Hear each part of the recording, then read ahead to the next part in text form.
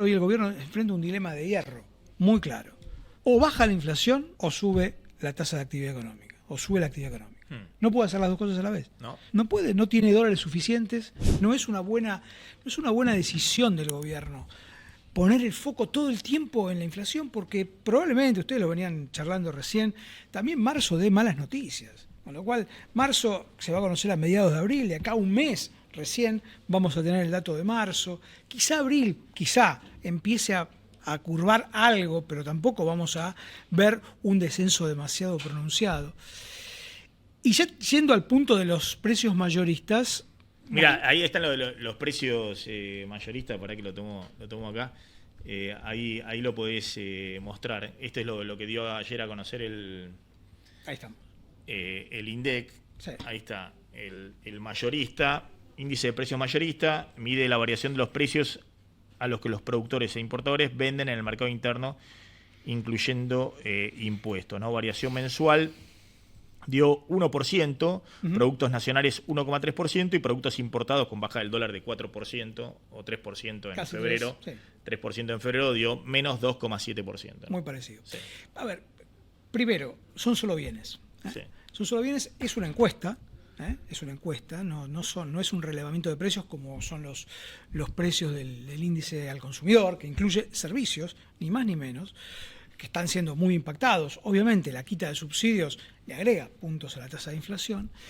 Es interesante ver y peligrosamente interesante ver... No, pero los bienes están, de hecho se ve también en el índice de precios al consumidor, se ven con el dólar planchado. Bueno, exactamente, el dólar planchado. La economía un poco más abierta, textiles te dio 0. Exactamente. Calzado te dio 0. Vos fíjate que en febrero mayoristas, el 20% de las categorías que miden los precios mayoristas tuvieron deflación, caídas absolutas de precios, básicamente porque el dólar se cae.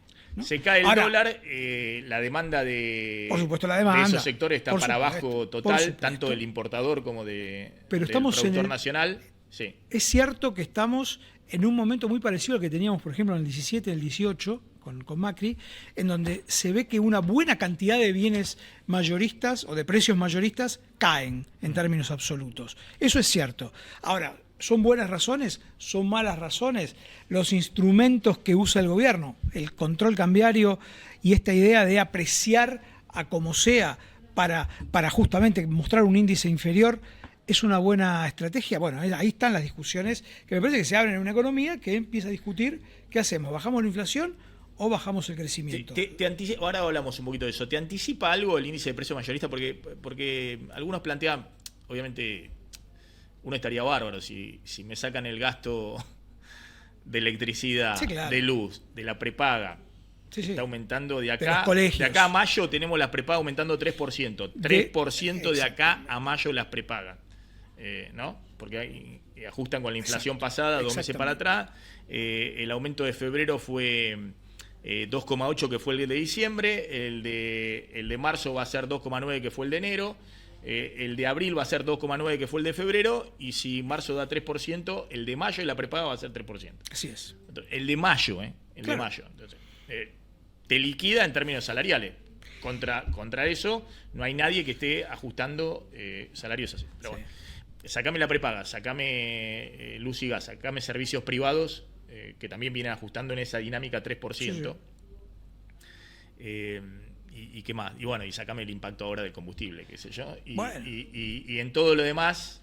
Claro, vivamos en una economía que no es la economía que vivimos todos los días. Y todo lo demás está bien. No, está todo bien, sí, claro. Por eso digo, queremos ver los números que queremos ver, perfecto. Ahora igual entiendo, los gobiernos necesitan dar buenas noticias.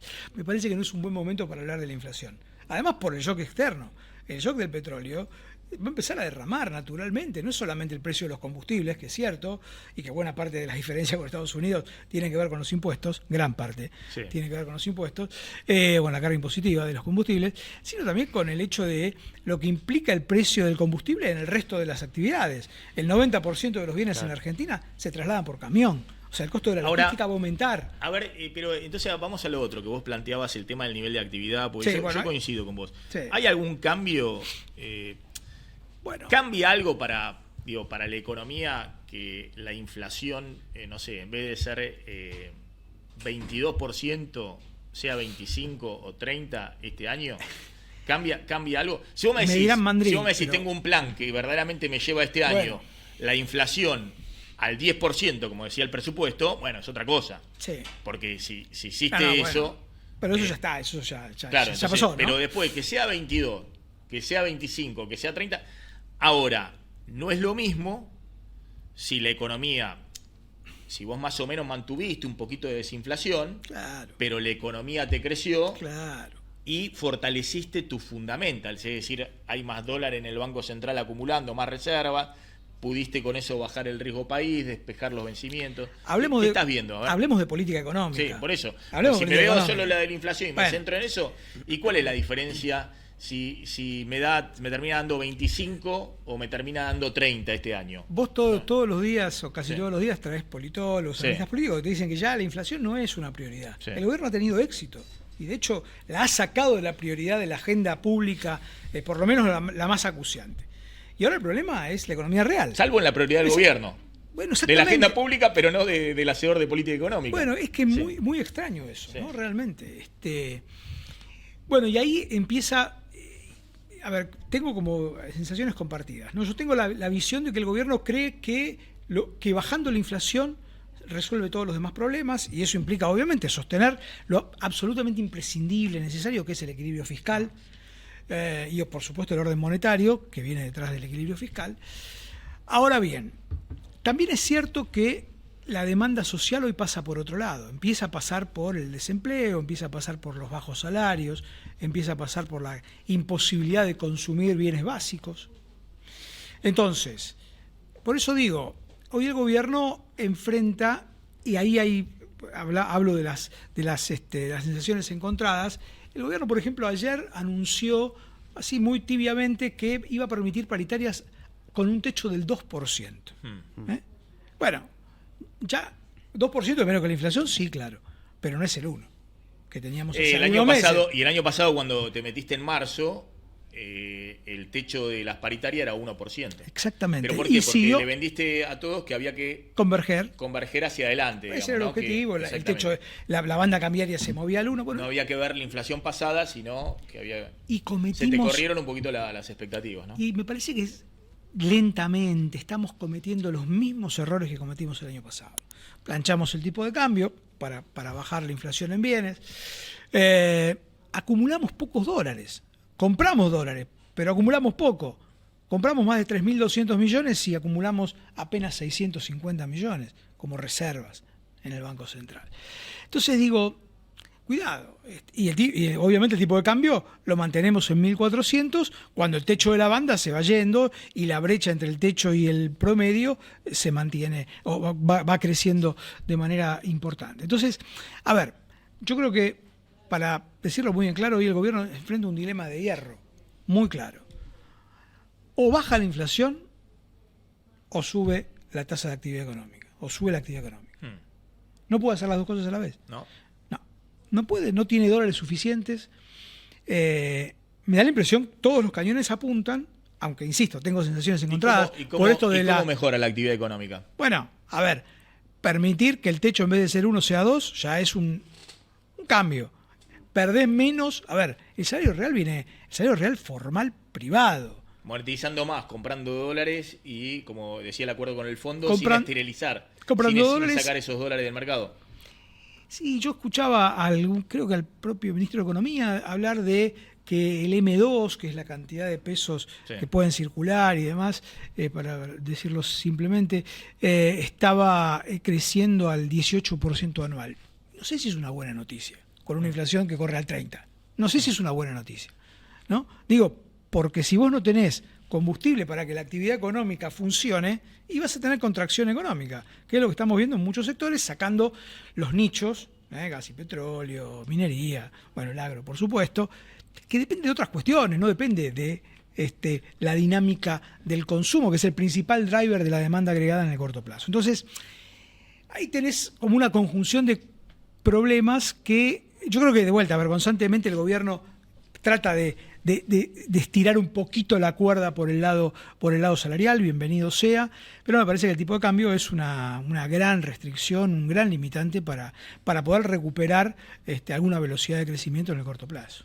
Ricardo, sí, el tipo de cambio, ¿lo ves reaccionando en los próximos meses? Porque encima se viene la cosecha, que la parte estacional que es más oferta todavía, y al mismo tiempo tenés todavía un rezago de las emisiones que también le suman más oferta, y el tipo de cambio viene perdiendo frente a la inflación, se empieza a atrasar, ya empieza a generar alguna señal de alerta por ahí en términos del tipo de cambio real multilateral también. Sí, totalmente. ¿Cómo lo ves esa dinámica? No, yo veo que el tipo de cambio se va a seguir apreciando. Yo creo que el gobierno en el corto va a intentar bajar la tasa de inflación con la misma estrategia que utilizó el año pasado. Y es que se fortalezca el peso. Ahora, esa fortaleza del peso es una fortaleza de corto plazo, porque después pasan las cosas que, está bien, año electoral, elecciones de septiembre en la provincia de Buenos Aires, todo eso está muy bien, pero la gente se dolariza cada vez más. Entonces, y yo tengo la impresión que el gobierno también empieza a darse cuenta, a contracara de esto, que esta idea de saquen los dólares del colchón, que circulen los dólares como los pesos, para movilizar el mercado interno, el consumo, eso no va a pasar. Pasa puntualmente, pero no es que, naturalmente, la gente que saca sus dólares del sistema es porque los tiene como un mecanismo de ahorro, punto. Nadie va a consumir o te compensar. comprarán algún auto. Bueno, ok, pero es un tema de consumo puntual, no es de gasto cotidiano. Entonces ahí hay un punto que también me parece que vale la pena marcar. Vos sabés que, a ver, quería mostrar, a ver si se puede mostrar ahí la pantalla. Por eso decíamos el dilema que tiene el gobierno puesto en este momento. ¿Se puede mostrar ahí la pantalla? Está 17% abajo del techo de la banda este dólar, ¿no? El mayorista es 1.396, ahora está 1.402, creo, pero bueno, es prácticamente lo mismo, está 17% abajo. A ver, podemos bajo un poco acá, la bajo yo. Sí. Ahí está. No, entonces la brecha está entre el dólar y el techo está en 17%. Esto, por un lado, bueno, le da margen al gobierno de que pueda haber una flotación, porque hubo 4 modificaciones al régimen cambiario desde que empezó este gobierno, ¿no? Primero fueron crawling al 2%, después fueron crawling al 1%, sí. Después fueron al sistema de bandas con el techo al 1% y el piso también divergentes, sí, ponele. Y ahora van con el sistema de bandas con el ajuste T-2. Es decir, que claro, que el dólar, el techo de la banda, son 4 sistemas, modificación al régimen cambiario. Entonces todos dicen, bueno, en algún momento va a tener que hacer un régimen cambiario definitivo, digamos, porque de hecho muchos dicen, che, le están proponiendo la 5ª modificación, que sea, bueno, la 5ª que sea la definitiva. Fíjate si vas a seguir con las bandas, que el gobierno dijo voy a seguir con la banda, o si liberás, ¿no? Que es un poco lo que plantea Cavallo. Pero bueno, esto le está dando margen de que en algún momento pueda haber una flotación, digamos, más amplia, ¿no? Sobre todo porque en marzo la banda se va a volver a ajustar se está ajustando ya al 2,8% y en abril al 9% y en mayo se va a ajustar al 3 o al 3%, es decir que el dólar va a ir con un ajuste no sé, a 1.700 pesos el techo de la banda en los próximos 2 o 3 meses, ¿no? Sí. Muéstrame ahí, por favor. Entonces, algunos dicen, bueno, está todo muy bien. Si el gobierno sabe que tiene por ahora por delante el ingreso fuerte de la cosecha, donde yo decía, no sé, hay una columna en El Cronista medio irónicamente que el mercado le está pidiendo que haga la compra más grande de dólares de la humanidad, digamos, que se compre todo, que compre 500 millones de dólares por día, es decir, que todo lo que esté en el mercado lo compre y lo monetice. Vamos a ver qué hace el gobierno, porque el otro día... Pero, bueno, todos dicen, bueno, si van a entrar muchos dólares, Milei que dice, vos sabés cuál es, Santiago, mi posición, si por ahí menos intervencionista, ni intervengas, por ahí el gobierno puede mantener este dólar lo que vos decís, nominalmente alrededor de 1.400, pero la banda se sigue moviendo. Por supuesto. La banda va a estar en, y las en 1.700, se empiezan no a sé, mover. en julio va a estar en 1.750, 1.800, si tenemos este... 30 de abril, 1.703, a Bueno, fines ahí de está. abril. Ahí está, y en julio la vamos a tener 1.800. Pero... Entonces, la pregunta es esta. Y eso te mete incertidumbre al famoso carry trade, digamos, ¿no? Lo que están bicicleteando en pesos con la tasa. Una tasa que aparte el gobierno la ha venido, bajando. Ahora sí empieza a bajarla. Entonces, ¿en algún momento esto significa para vos que empieza una flotación del dólar o que el gobierno, porque el gobierno puede hacer lo que quiera ahora, con los dólares que le van a ingresar a partir de abril puede hacer lo que quiera. Si compra poco, puede dejar que el dólar esté pegado al piso de 1.400 pesos. Si compra más, puede ir acompañando, si se quiere, la evolución de la banda. Sí, a costa de...